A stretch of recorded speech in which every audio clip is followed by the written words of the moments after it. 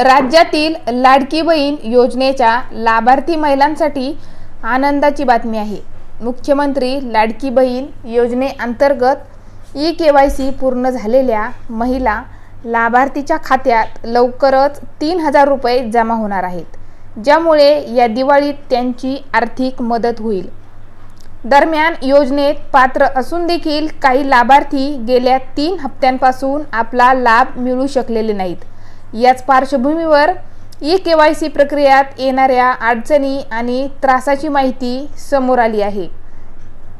मुख्यमंत्री लाडकी बहीण योजनेअंतर्गत अपात्र ठरलेल्या 52,110 लाभार्थ्यांची कागदपत्रे तपासण्यात आली। या तपासणीत 3,500 महिला अपात्र ठरल्या, ज्या 65 वर्षांवरील किंवा एका कुटुंबातील 2 पेक्षा अधिक सदस्य असल्याचे उघड झाले। 48,500हून अधिक महिला पात्र ठरल्या असून त्यांना गेल्या 3 हप्त्यापासून लाभ मिळत नव्हता। सध्या योजनेची प्रक्रिया ई-केवायसीच्या कचाट्यामध्ये अडखळत आहे।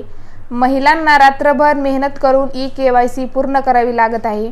त्याचबरोबर OTP एरर आणि तांत्रिक अडचणींचा देखील सामना करावा लागत आहे। सध्या सरकारने ई-केवायसीसाठी 2 महिन्यांची मुदत दिलेली असून या कालावधीत पात्र महिलांना 2 महिन्याचे हप्ते मिळणे अपेक्षित आहे। मात्र जर 2 महिन्याच्या आत ई-केवायसीची प्रक्रिया पूर्ण झाली नाही तर मात्र सप्टेंबर आणि ऑक्टोबरचे हप्ते मिळतील किंवा नाही असा प्रश्न लाभार्थ्यांमध्ये निर्माण झाला आहे।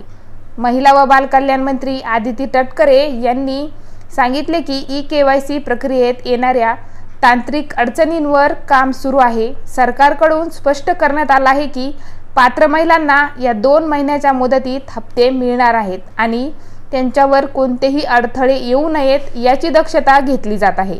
त्यामुळे लाडक्या बहिणींना लवकरच 3000 रुपये हप्त्याचे मिळणार आहेत आणि पात्र लाडक्या बहिणींची दिवाळी गोड होणार आहे।